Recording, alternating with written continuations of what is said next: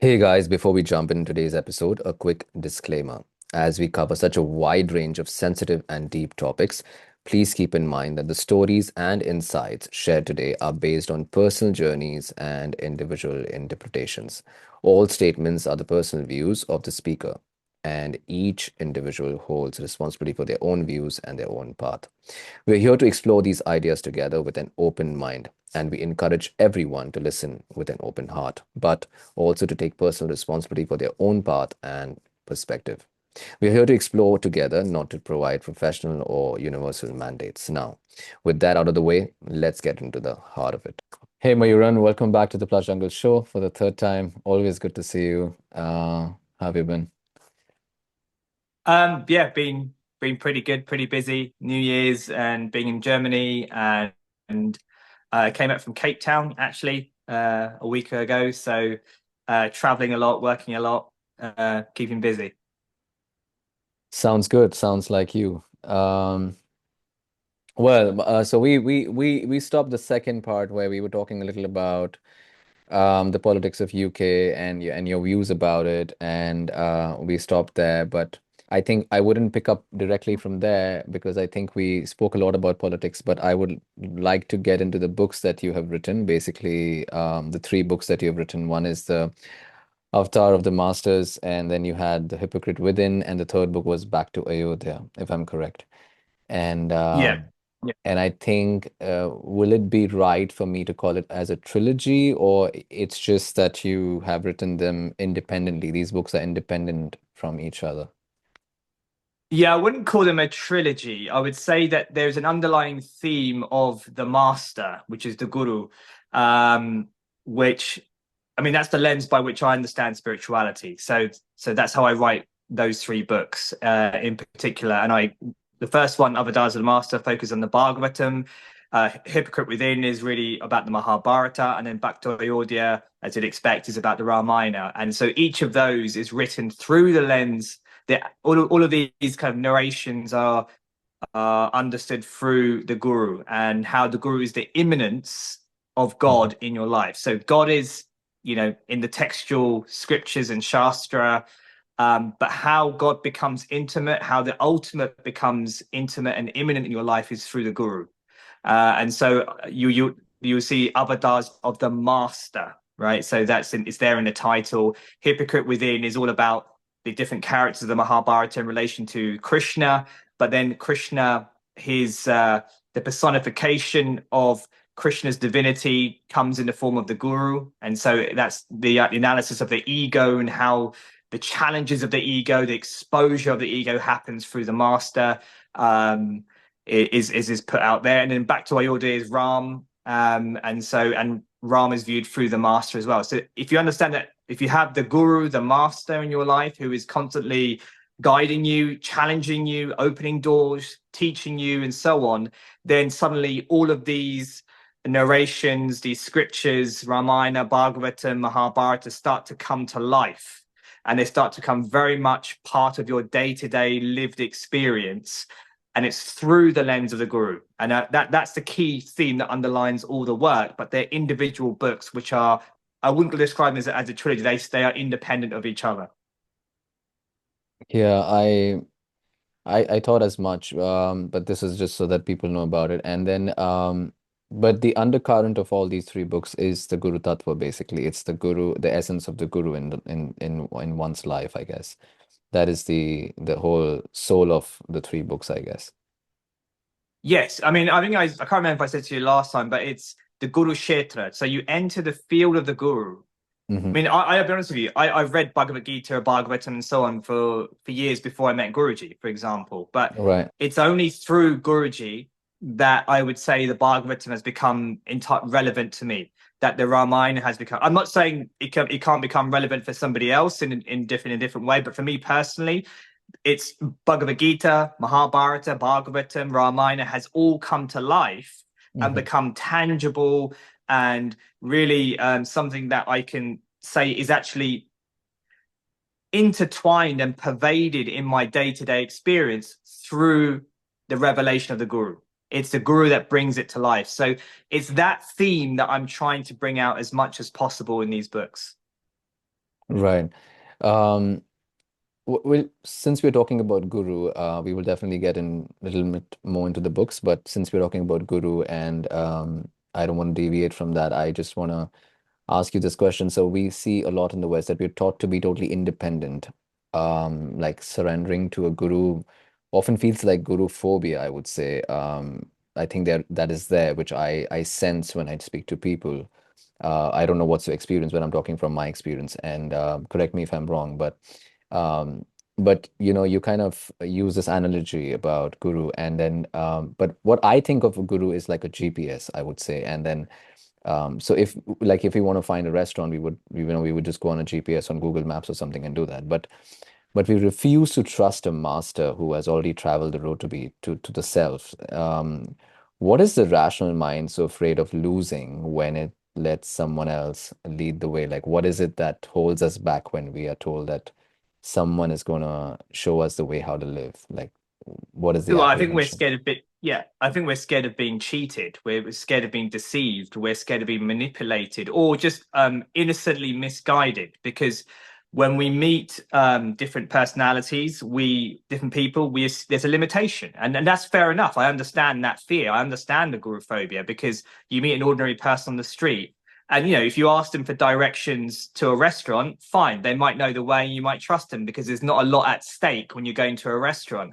But there is a lot at stake when you are potentially surrendering your whole life to an individual. So I understand the trepidation, the fear, the anxiety, and where guruphobia comes from. The question is this: I think it's very, very rare to meet a person who genuinely convinces you that they are transcendent, they are beyond this material plane. It's very, very rare. So the question is, how do you know if somebody is beyond this material plane? And that's not an easy question to answer. That requires a certain level of adhikaram, which means like qualification. It requires some kind of tentative trial and error sometimes, where you try and work, and it also requires a sense of trusting your intuition and seeing where it goes. It requires a sense of adventure. Sometimes it requires a little bit of a gamble initially, as time goes on. But as you start to get an attraction, as you start to gain confidence, you learn to gain that confidence, and you see that confidence opens up new experiences which further affirm that where you're going and the person you're following is actually a true master. As that starts to grow, you gain more confidence, your faith grows, and that faith leads to a greater taste, a greater attachment. And so it starts to snowball from there. So the question of trusting somebody and recognizing somebody as transcendent is a huge question. And like, for example, in Hinduism, there's kind of two systems of guru. There's like the parampara system, which is the kind of like chain of disciple, like a sampradaya. You have like acharya passes on the knowledge onto his disciple. They become the acharya and they pass it on in a long chain.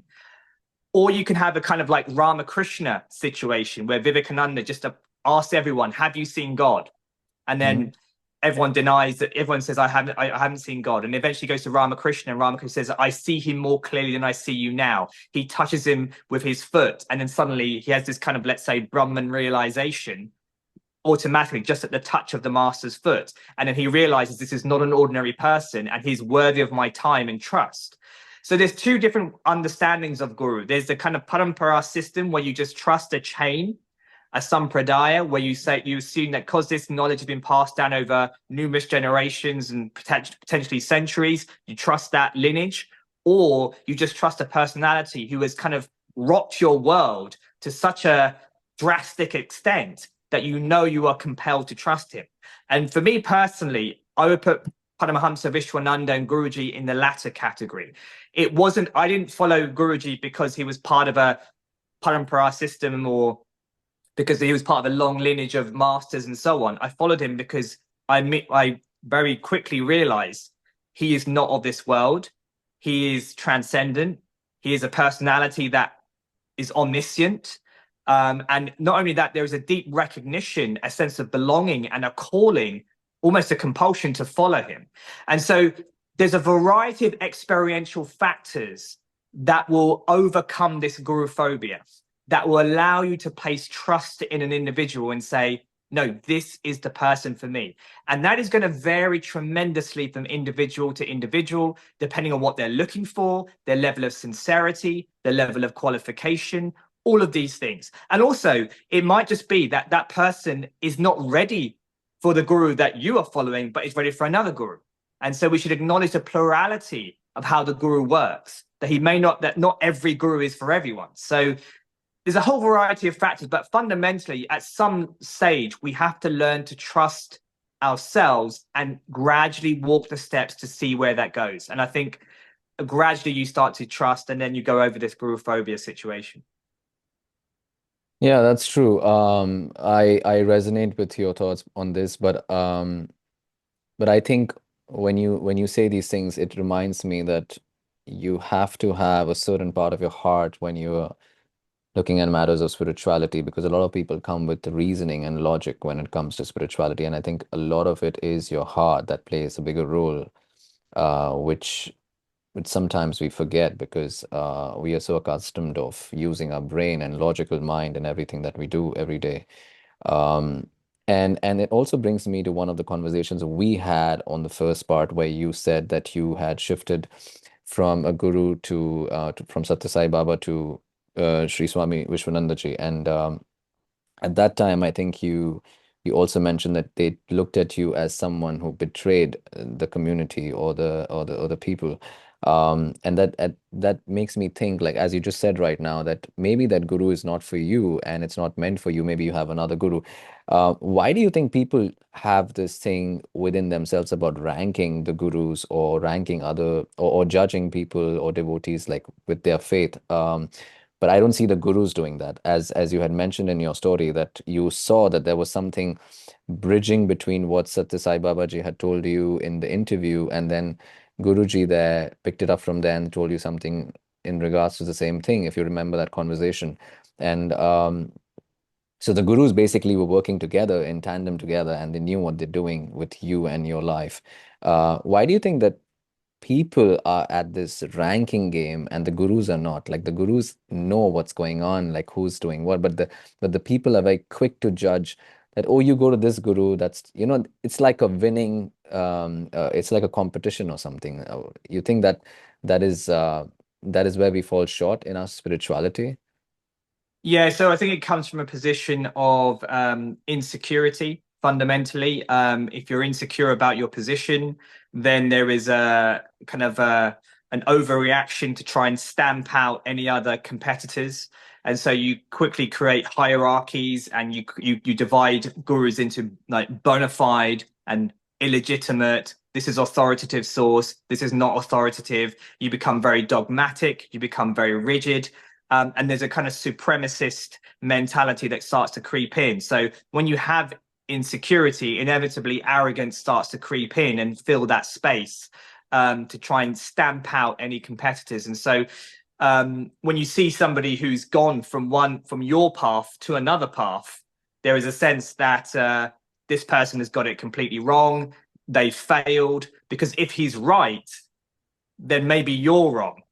But it doesn't have to be like that. But that's sometimes how they view it. Because if I've left the Such a Sai organization and gone somewhere else, if they legitimize my position, for some people, it's like saying, well, we're in a weaker position. And so there's a natural hierarchy. There has to be one that's better than the other, one that is more legitimate than the other, and so on.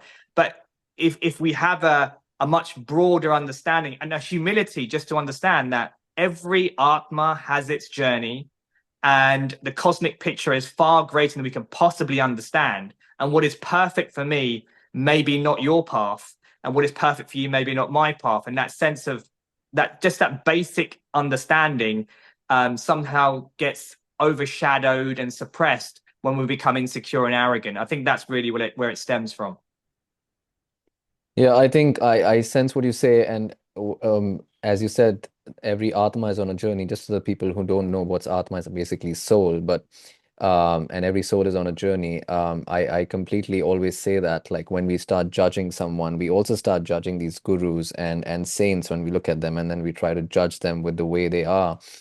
But what I always believe is that every guru or every saint is on a journey, and they may be a little ahead or a little at the back, but they have started that journey towards that spirituality. I know that there are pseudo gurus, there are pseudo saints, but without delving too much into that, I just want to say that I understand that there are such people out there, and you need to kind of judge for yourself, or kind of feel for yourself who you connect well with. Um, but at the same time, I also feel, and which I'm lately writing about a lot, is spiritual ego, which is basically not just that we try to judge others, but we get this ego within us that our guru is more superior than yours. I think there is some sort of ego that I sense from a lot of people, not from everyone, but there are some people that I sense from. And even though when they're doing seva or they're doing service or they're doing something, there is a spiritual ego that kind of kicks in. Do you think that that is there? Do you acknowledge that? Yeah, no, that happens all the time because what we do is we play the material game in the spiritual realm, and the material game is all about competition, hierarchies, dominance, conquering, and all of these kind of instincts. And then we just bring exactly the same samskaras, impressions, psychological impressions into the spiritual field. And that translates, especially when a movement gets big and there's lots of people, and there's kind of a need to kind of hold these people into your organization. Hmm. Then that's somehow because when you have a smaller organization, you can the necessity for structure becomes less when there's less people. As an organization grows, the necessity for structure and clarity starts to become more imperative. You start to need a bit more of a structure. And unfortunately, as a structure grows, dogma grows with it. And then it starts to become us versus them. They are taking our people. We need to take theirs. Who is getting more of the social media space? Who is getting more of the coverage, and so who is getting the more VIPs or whatever it is.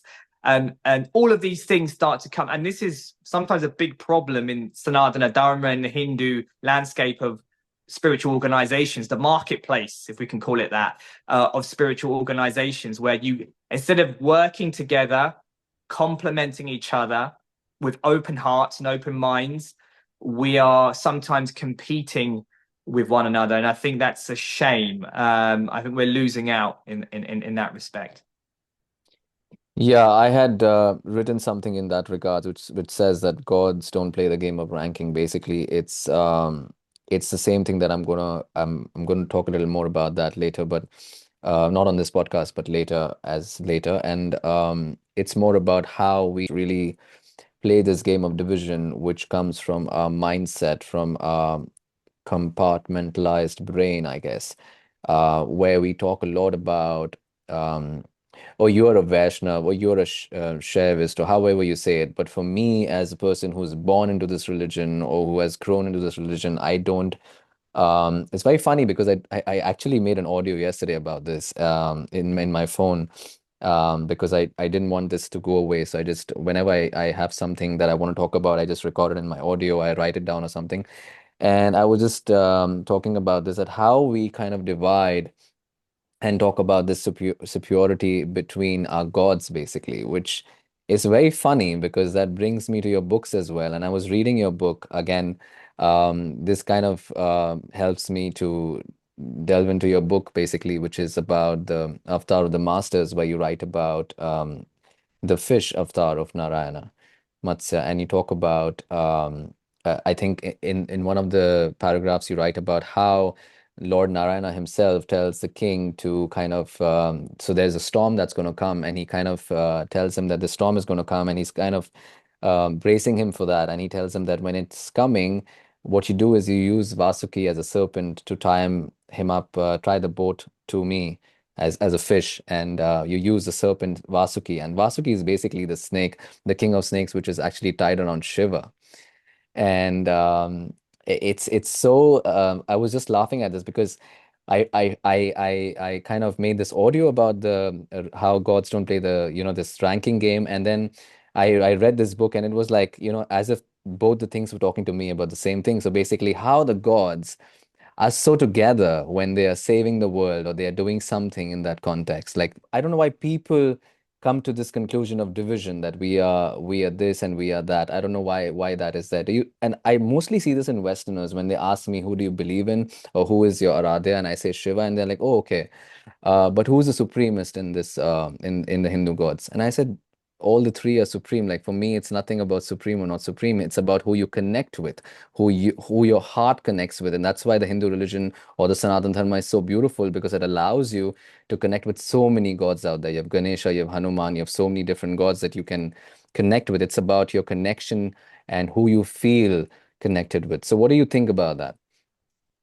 So I'm a Vaishnava. So Vaishnavism, by definition, is to say Shri Hari, Narayana, Vishnu, Krishna, however you describe him, is the supreme truth. So ultimate bhakti, ultimate devotion is geared toward is about one pointed exclusive devotion to Narayana, to Krishna, to Shri Hari, and that is the highest goal of life, of the Atma, or how we understand it. That is our kind of Siddhanta, our philosophical system. However, what I would say is, if you said to me, you're a Shaivite, and let's say you say Shiva as a supreme truth, even given that philosophical structure that I put forward to you, that, Sri Hari, Krishna is the highest, Narayana is the highest. Even given that structure, I would still say it is not my place to point the finger at you and say that somehow you are on some subordinate path. It is not my place to do that, because through the lens that I look at Sri Hari as the highest, but I would say Sri Hari is bringing your Atma, your soul, to him, to the truth, in whatever way he sees fit. And if you tell me you are connected as a Shaivite to Shiva, or he's your Ishta Devata, and you see him as the highest, all glories to you. And you would have my full support in your devotion to Shiva, your Shaivite mantras, your Shaivite rituals and practices, even as a Vaishnava who is, on a somewhat slightly different path and have a different narration behind why I do what I do, I would still be more than happy to serve you, to complement you, to join in your in the way that you see the supreme truth. Because I simply do not have the right or the knowledge to understand how your Atma is being pulled to that supreme truth. But what I can appreciate is your connection. And I think anybody, whether it's to Christ or to Shiva, whoever it is, if you have that connection at all, that in itself is a profound grace and a profound mercy. And as a Vaishnava, it's my duty to do whatever I can for you to foster that. It's not my duty to say to you, you must come on board and you must come to my fold. And like, that's a very kind of, like I said, a kind of almost an Abrahamic supremacist mentality that simply doesn't exist in my understanding of the way things work. And I get that from Guruji himself, because, if we celebrate Shivaratri, Mahashivaratri is coming up not so long. Mm-hmm. Yep. And if you come to SPN, Sri Peter Nilia in Germany, you'll see us with Vaishnava tilaks, but you'll see the kind of 3 lines across the Vaishnava tilaks on that night.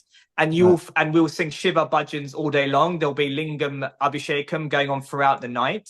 There'll be satsangs on the glory of Shiva. I think any Shaivite who comes to us on that evening would feel totally at home and feel like they're in Kailash, even though they're in a Vaishnava temple, because we glorify Shiva so much, and we are not insecure in our devotion to Sri Hari to say that somehow we need to push Shiva to one side and not acknowledge him.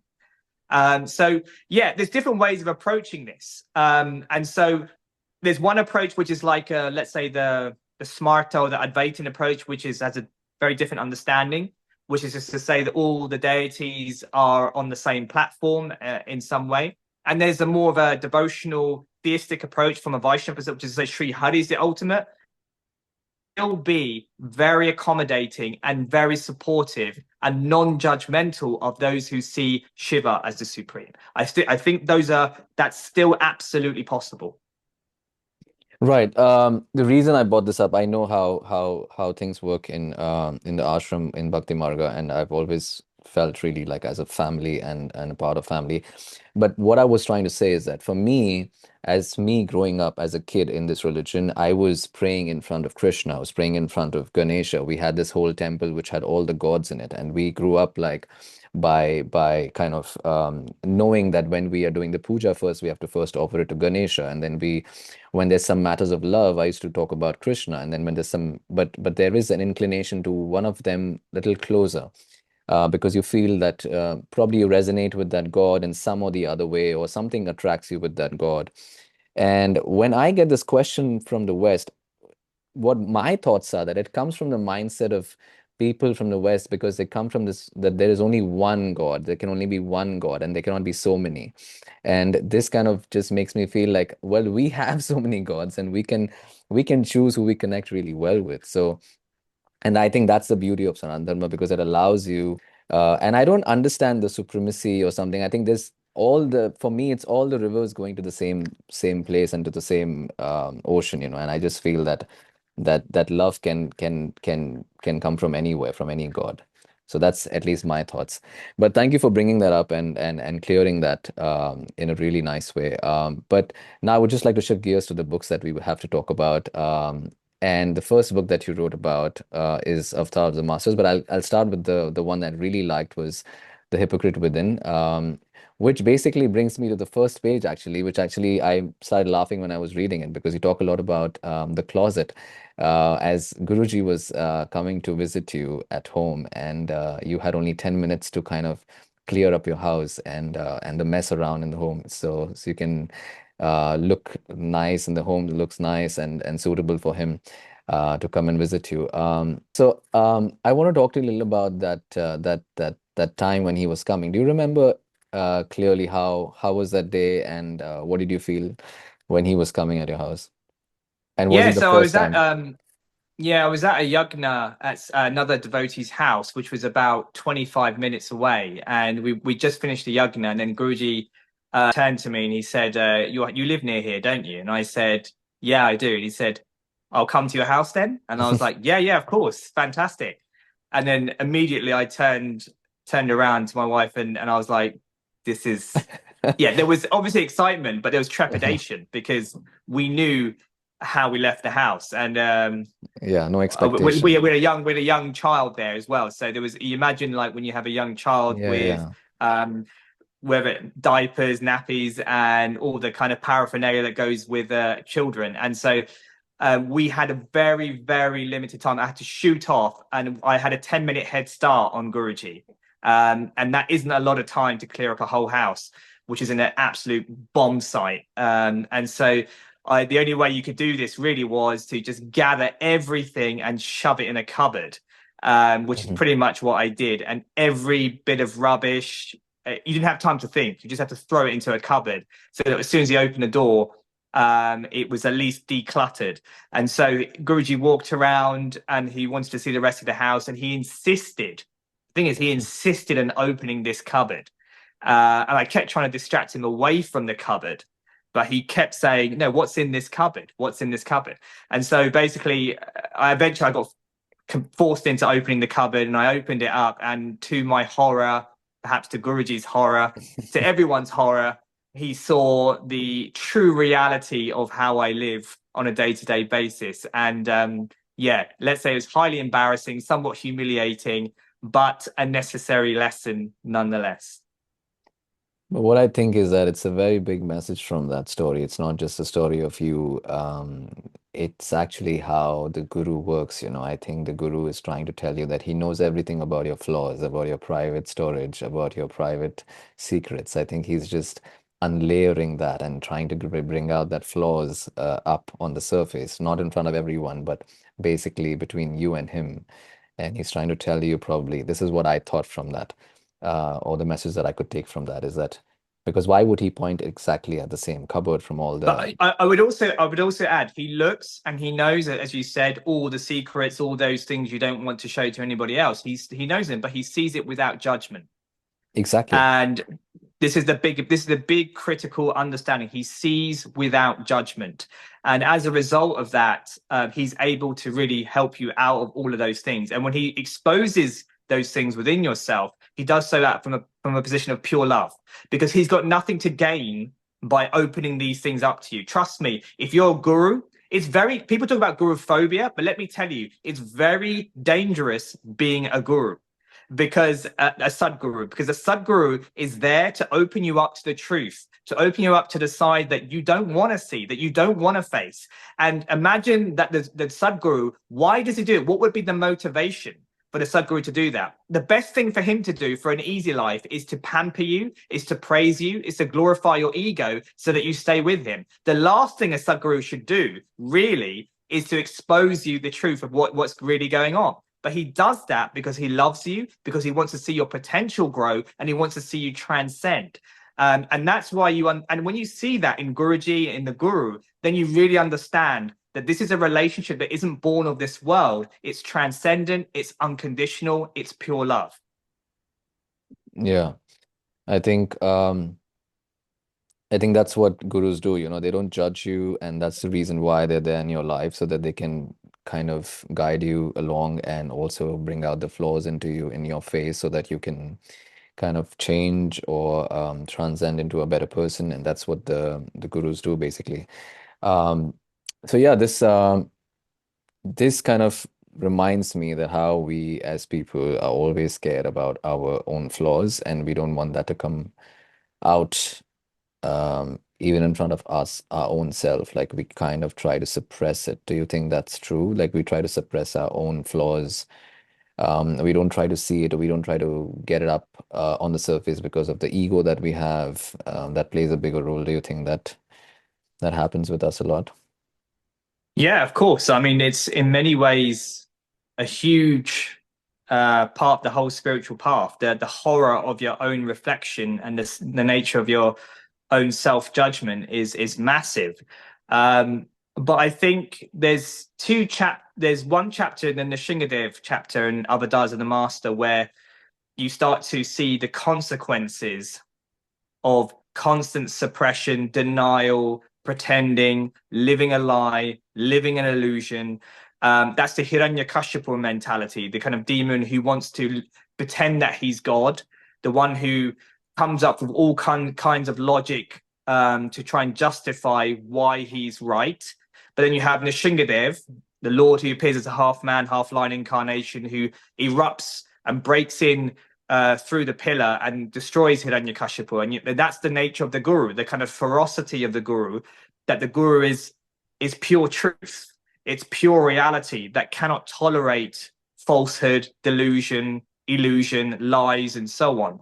There's that element of it. So there's a ferocity of the Guru, but there's also in Avatars of the Master, the chapter before, in chapter 3, the Varaha Avatar, the bull Mhm. Avatar, who descends to the right, to the bottom of the cosmic oceans to rescue Mother Earth, Bhudevi, when she's been kind of entrapped by Hiranyaksha, the brother of Hiranyakashipu. And Mm. so you see Varahavata, the Lord, he goes right down, deep, deep, deep, deep down, all the way down, and he lifts up Bhudevi, the Mother Earth, on his kind of snout, on his tusks, and lifts her up and redeems her. And that's also another aspect of the Guru, that yes, he's the ferocity of truth, he's the ferocity of reality, but at the same time, when you start to see how much the Guru is investing in you, when you start to see how this very elevated personality is able to go almost on his hands and knees in service of his devotees, in service of his disciples, and lift them up, you start to recognize a profound truth that despite all the filth and negativity and obstacles within me, there is something of immense values that is so pure and profound that the Guru is willing to come down to such a deep abyss to rescue that which is pure and resurrect it and redeem it.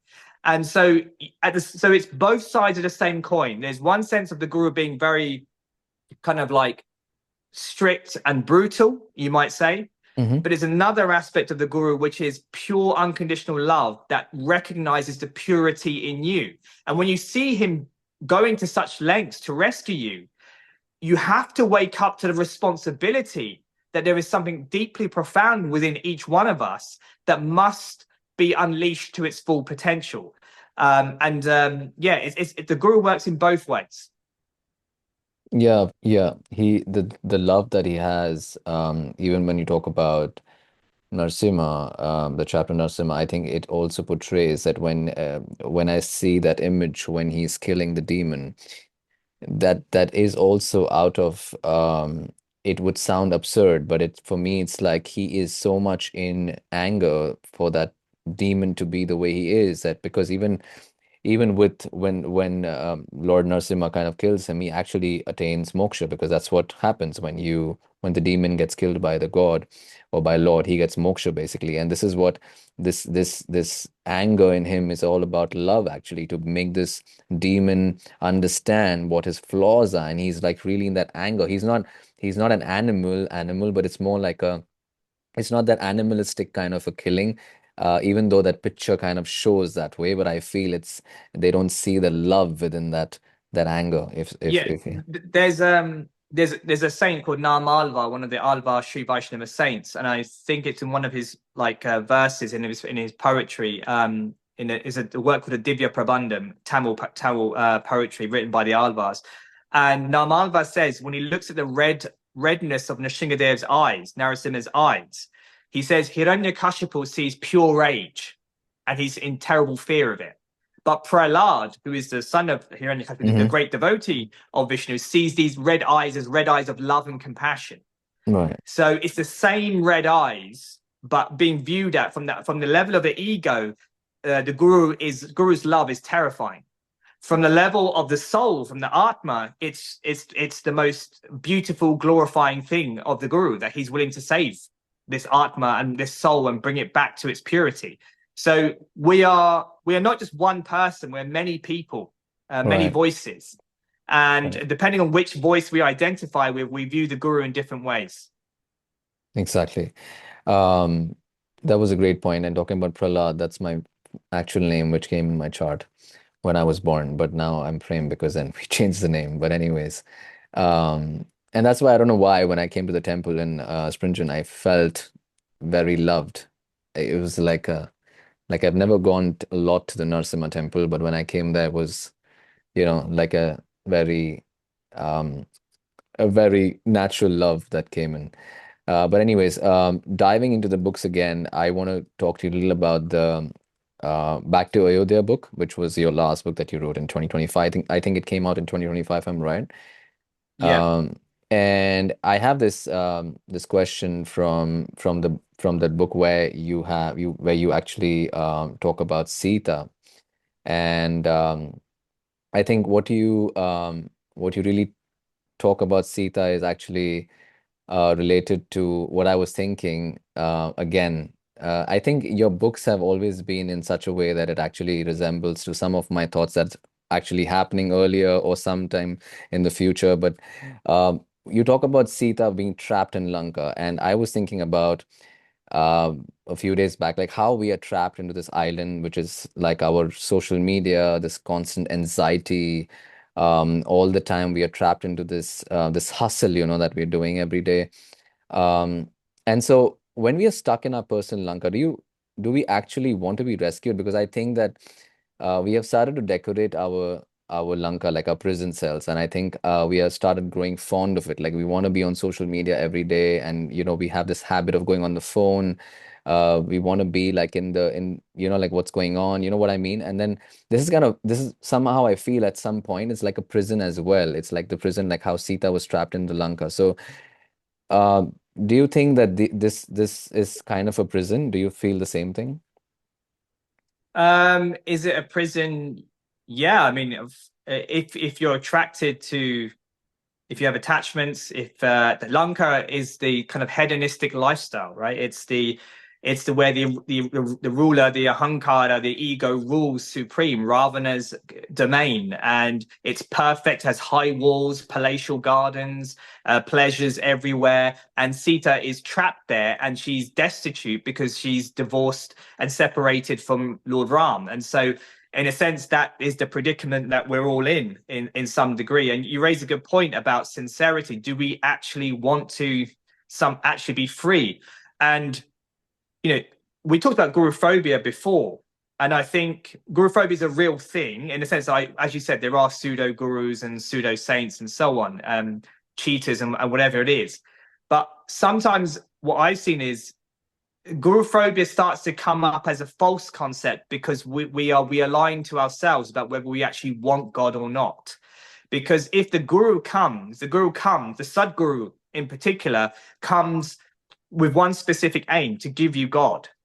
And if we approach the Sadguru saying that we want God, but in reality we just want to remain in Lanka, we want to remain in the pleasure house of our own ego, there's a contradiction there. Something has to give. Either the ego has to give and we have to be humbled, as we talked about Nishingadev and so on, or we turn against the guru and we say the guru is wrong or the guru is fake or whatever it is. And so the question of sincerity is a big deal, because I think when it comes down to it, if you really understand what it means to want God, it's a huge thing. It's a huge thing. Like C.S. Lewis said very beautifully, he said, many people say they want God, but they don't realize what they're asking for. As soon as God comes, it is like the director coming on the stage of a play. As soon as the director comes on the stage of the play is over. Right? Mm-hmm. That's the point that C.S. Lewis makes. And it's a very important point that the play, the drama, the lies, the deceit, the delusion, the games we play with ourselves, all of that comes to an end when God arrives. And so who really wants the game to stop? Who really wants the lies to stop? And I think most people, even on the spiritual path, are at least torn, if not in denial, about whether they really want God or not. And so the guru will ultimately keep training us, guiding us, inspiring us to want God and seeing the fruit of wanting God. But at some point, we have to be willing to break out of Lanka. Because, Sita's lamentation in Lanka, she's in the Ashoka Gardens, constantly, in crying and in grief, in separation from Ram. At some level, that is the predicament that we're all in. We are at a deep level in suffering, even if we're in the tremendous joy of name and fame and success in the material world. The Atma is still suffering if it's in separation from God. That's the message of Sita in Lanka. And the kind of lengths that Ram goes to is, again, the lengths that the guru goes to kind of rescue that soul. The question is, do we want it? And you talk about social media being another matrix and another prison. Yeah, I mean, it's a prison within a prison. I mean, the world is already a prison, and then you go into your phone and social media, and you're suddenly in another rabbit hole of the world, which entrenches you even more in the material bondage. Do you think there is a way to kind of balance that? Because in a way, social media has also become like more like a necessity in some ways, like to run your business or work or kind of collaborate with people, earn money. And do you think there can be a balance with this, or this has some sort of balance that you can Yeah, play it around? depends how strongly you want God. So if you have a strong longing for God, I think social media will be used as a service, and there'll always be an element of detachment. If that longing for God is not so strong, let's say, or weak, then you can easily get sucked into social media, and even in a spiritual sense, use social media as a cover to say that we are doing things in service for others, when in fact we're just glorifying ourselves even more. So it really depends on the adhikar. And the idea is that we pick up every utility, every instrument possible to glorify Guru and God and in service to other people. How well and sincere we do that is dependent on each individual. Yeah, I think the best way to do that is just be detached in a way which I feel is about vairagya, in being in the world and still being detached, um, which is very difficult. And I understand that. But I think one person who has real devotion, who has really that heart of devotion for the God or for his guru, I think it is not impossible. It is definitely possible, because the person from within is, I think I have experienced something like this, so I know that it's possible, and then you don't feel. But there are also times when you can get into that loop of faking that devotion, basically. So yeah, that was a great point, and you really explained it really well for people Yeah, I who. mean, I know devotees who are doing fantastic work on social media and really like reaching many people and uplifting and inspiring many, many people. I also know devotees who have deleted their Instagram or Twitter account, wherever it is, because they realize that it simply is invading their mind, their personal space, and is a distraction from the devotion to the guru. It's each individual for themselves. I mean, both, I would say, have a case, and both could be right, both could be wrong. But but it's for each individual to work out for themselves where they stand in relation to social media. It's a tool, it's a knife. You can use it like a surgeon, or you can use it like a serial killer. Depends on how you approach it. You're right. Like it's like sword with having this two-sided edge, which can cut you. I think I have a question, which is basically not from me. It's from one of the devotees, Brahmacharini Katyani Devi from Bhakti Marga. And I would like to put that question across. I'm just giving the credit to her. So she asked a question from your book, The Hypocrite Within, and I think she read this book a few days or a few weeks back, and it's she has a question which says, "Do you manage to see all the facades of your ego in everyday life? What helps you to self-analyze the most?" But me personally, Yeah, yeah, she's asking this question do I to see? you directly.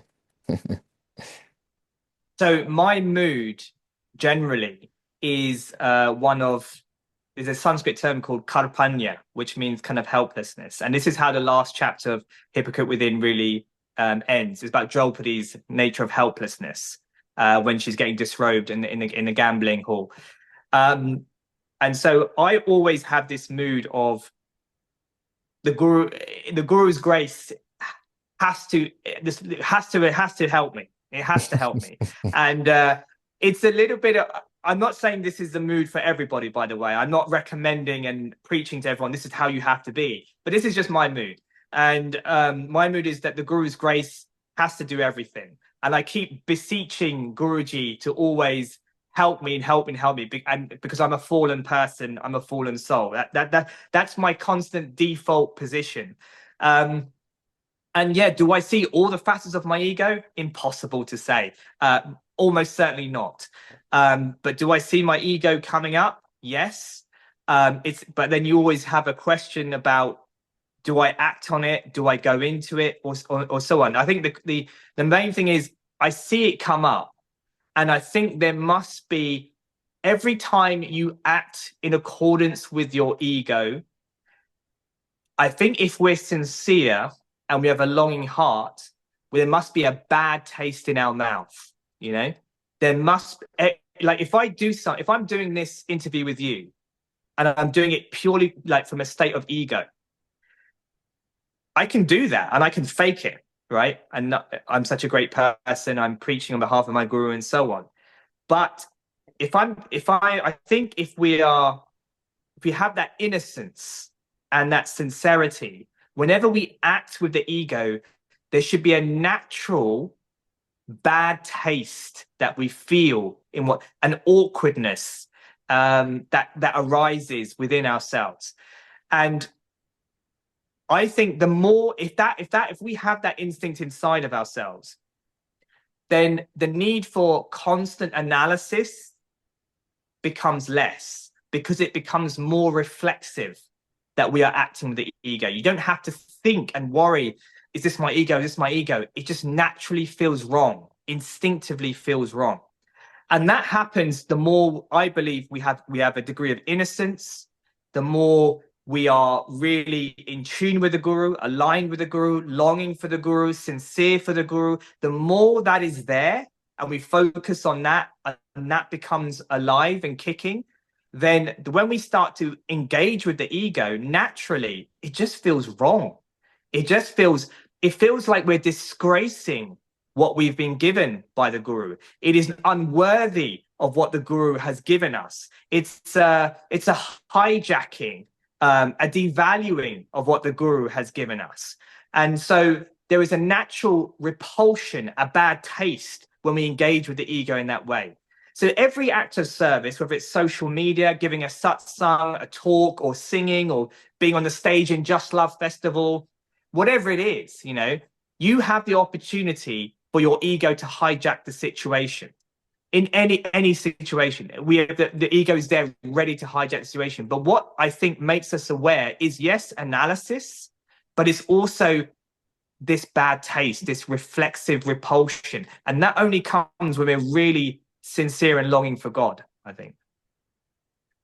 True. And I think it also brings me to surrender, basically. If you surrender to the Guru and then your ego basically is actually crushed, that's what my experience is. And that basically allows you to not play out from ego. But Like you I would keep, just add, surrender is a big word. Surrender is a very, very big word. Sharanagati, the words, the Sanskrit term Sharanagati is a very big word. I And know it's not, it's the idea that, yeah, it's not something that yeah, is a casual it's thing. not, no, it's the most difficult thing to do in spirituality is complete surrender, because that means that you are surrendering at any cost in whatever situation you are. You basically have to feel that whatever is happening with your guru's grace, and he's always going to be there, which is very difficult because we as humans are not really trained.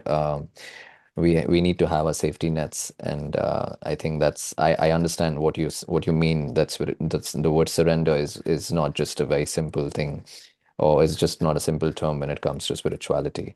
Um, but Yeah, so when when I see all these very profound terms, Sharanagati, surrender, and unconditional love, bhakti, I mean, like I said, we can just throw them out there pretty easily. That's what pushes me into a state of karpanya, helplessness, is to actually see that the task is so huge, the nature of sainthood, of purity is so elevated, is so exalted. How can Myron ever hope to achieve anything of that caliber, anything of that nature? How is it even possible? And then you start to realize it is possible through his grace. Through his grace is possible. My effort has to be there. Guruji is very clear about that. This isn't for people who are freeloaders who are just gonna, sit back, have a cocktail, and so on. This isn't the spiritual path is not meant for that kind of mentality.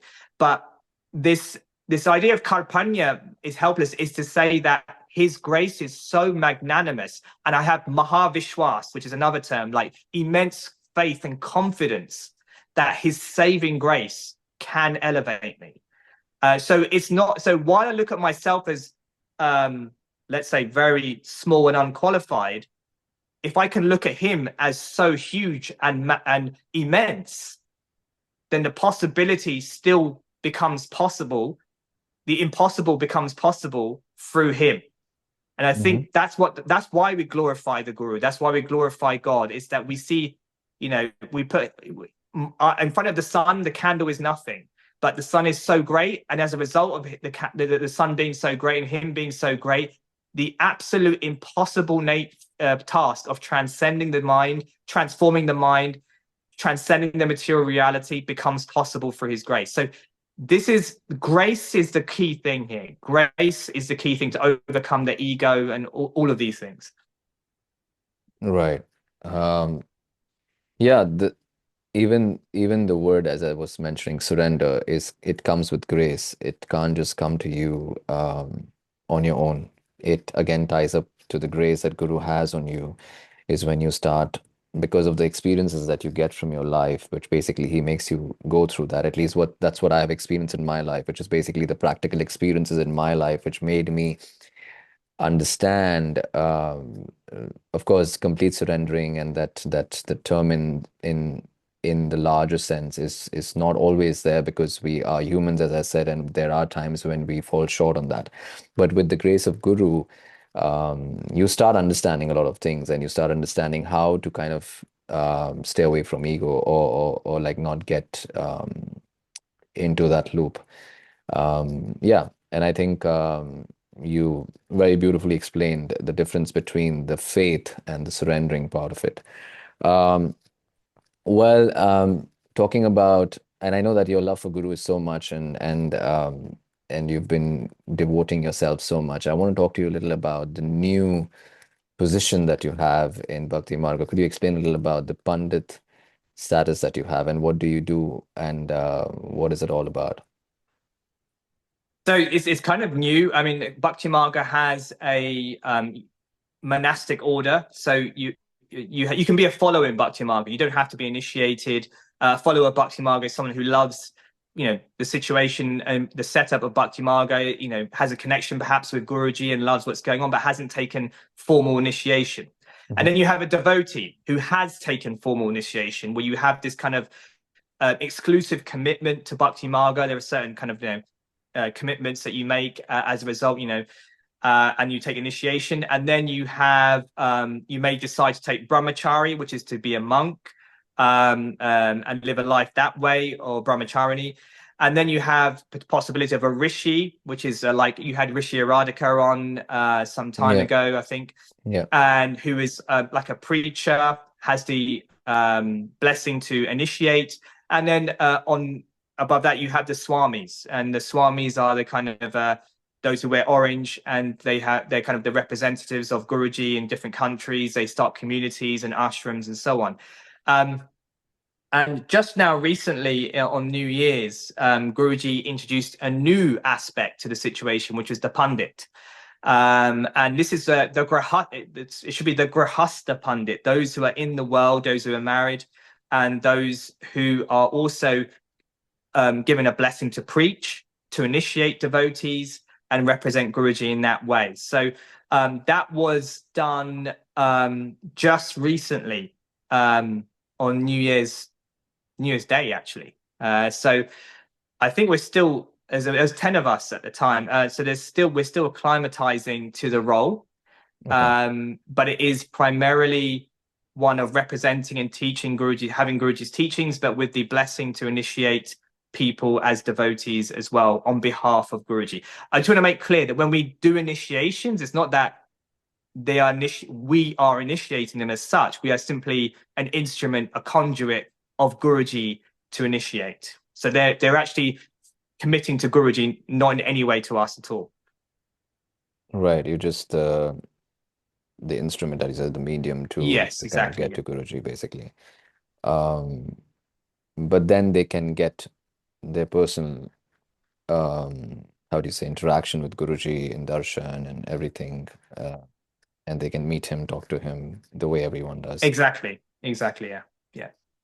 Amazing. So, yeah, as you said, it's a new thing, and you kind of, like looking into it and seeing what's going on. But I think you also are giving some talks about bhakti in this as a pundit. Yeah. I mean, that I was always doing. It's not something that's not a No, new as in thing. you, as in the people who have been given this status as Pandit, are they Yeah, also? I mean, I would say there is that's part of the functional role. Uh, like with most things, if you're a devotee, if you or even a follower, whatever you yourself, look at what you're doing. You're sharing, right? Mhm. Whatever you have, whatever knowledge you have, you're sharing, and hopefully it touches people and inspires people, we take it from there. So it's simply where I'm doing the same, and the other pundits are doing the same, but it's done with a specific blessing, let's say, and a specific authority from Guruji himself. Right. So yeah, that's basically how I'd put it. Great. Since you have so many roles as a person who has a family and is also in politics and is also having this now new status in Bhakti Marga as a Pandit. So there are so many things that you're handling at one point. Also seeing Guruji many times, going to Cape Town, going wherever he is, trying to go at least and try to make the most of yourself available for him. One question from Rishi Aradhakananda is, what are you planning for your YouTube channel? What are your plans for So that? the And reason why I'm laughing, Dharma the reason speaks. why I'm I laughing know is that there must be a because backstory. Yeah, yeah. yeah, it's because there's a channel I had called Dharma Speaks, Right. and it's a channel that was about defending Hindu Dharma, and I always kept myself anonymous on the channel, so my face wasn't revealed, my voice was there, and there was Okay. animations and images and so on, and I used to make, and it was it was reasonably successful, and I kind of haven't posted for 5 years, and Rishi Aradhaka has been on my case, like hounding me, persecuting me, to start up the channel again. And I kind of like with politics and as you said, traveling and I had a son actually 4 years ago, and so all of these things Hmm. started happening, and I kind of just put it to one side, and I felt like I had done my work on Dharma Speaks, but since the Pandit initiation, I'm looking to resurrect the channel, and Mm. yes, so stay tuned as to how this will happen, and I'll resurrect the channel with my face, Nice. um, and so it'll be taking the channel in a similar direction, but with extra layers on top, I think. So hopefully the audience will appreciate it and have more of a presence on YouTube as a result. And Rishi Radhika can stop, like I said, But interrogating me every time I see him. yeah, even through this podcast, you see that. So he's reaching out to you from wherever he can. No, it was Even me though who I asked just him saw him if he in has a Cape question Town, for he's you. still reaching out through this podcast. Yeah, Yeah. because I just had a word with him before the podcast and I asked him, do you have a question for Mayuran? Because I'm going to meet him right now. And he said, yeah, this is the question from my side. So we were having a conversation. But anyways, that's super amazing. And this news is on my podcast you've revealed, or you have told this to people already? So a handful of people, but this will Okay. be, yeah, this is the Yeah. first kind of public kind of announcement of it. Yeah. Yeah, so that was an amazing conversation with you, Mayuran. That was really, really insightful. Three parts of everything. And I don't know, we went from Guruji and politics and spirituality and how we can deal with social media in today's world. Um, and of course, your books, which are incredible, and I would definitely suggest people to kind of read them because I think they are, in a way, a map in modern times and how to kind of navigate through life and spirituality. So yeah, definitely. It's been a pleasure, as always, talking to you, meeting you. Is there anything else that you would like to say to the people who are listening before we wrap the show? I think, I mean, like you said, we went through a lot of topics, and there are many aspects from family to politics to social media, and but underpinning everything is Guru Bhakti for me. And Mhm. I think you recognize that Yes. as well. And it's such a blessing to have. I mean, it's the foundation. It is that, and it's the thing that pervades everything that I do, whether it's politics, family, anything that I do. It's Guru Bhakti that is the thing that pervades everything and motivates everything. It is the engine room of everything. It is the fruit of everything as well. And it's how I've managed to do that. And I live a very diverse situation of there's many kind of aspects and facets to how I move in the world. And that has all been orchestrated, directed, and founded in Guruji himself, Paramahamsa Vishwananda. So um, anything I offer, anything I can give is really just come from him. And it's really just been, yeah, it's the fruit of him. So, and that's really what I'm striving to do. Actually, if I have any motivation, it's to bring that potential of what he's invested in me and bring it out and give it to as many people as possible. That's the struggle and the joy and the challenge and the success that I have in my life. Amazing. I always respect and love when people have so much of love and understanding of the Guru Kshetra, the Guru Tattva, and the love for their Guru, because I come from the same background and I blindly follow my Guru. If I could just wrap this up in a minute, would be that I don't know what's the meaning of going to the Kumbh Mela. I don't know why people go into Ganga. I have no idea, but I go there just because my guru has a camp there every Kumbh Mela, and I just give myself 2 months. I don't know what's the rush of people going into Ganga. Like I don't understand, but f with him, because of him, I get to go in the Ganga every day twice for 2 months. So this is what I want to say, that if you are devoted to your guru, he would just do things as he would say, or he would suggest, or he would advise. And I think whatever comes your way and whatever comes out of you is the blessing of Guru, I feel. So, yeah, thank you so much for this love. And yeah, happy to have you on the show. Okay, Jai Gurudev. Jai Gurudev. Hey everyone, before you take off, I just want to let you know that I really appreciate that you stayed till the end, and also really hope that you enjoyed listening to the show as much as I enjoyed talking and speaking to Mayuran. And also, since we spoke through a wide variety of things from spirituality to politics, I really hope that there was something that you could take away as value from these three parts that we did with Mayuran. And I really, really wish that every episode has tons and tons of value to give you back, because that's the reason I do this podcast. And so I really, really wish that there was a lot of value that you could take away from these three parts. And again, this is not the end of it. We will always have Mayuran again on the show, maybe in the future. But for now, this was it. This was the three parts that we had with Mayuran, Senth, and Laden. And yeah, there was a great value for me personally, but I also hope that there was a lot of value for you that you could take away from the show. So I really wish you an amazing week ahead, and I'll see you in the next one.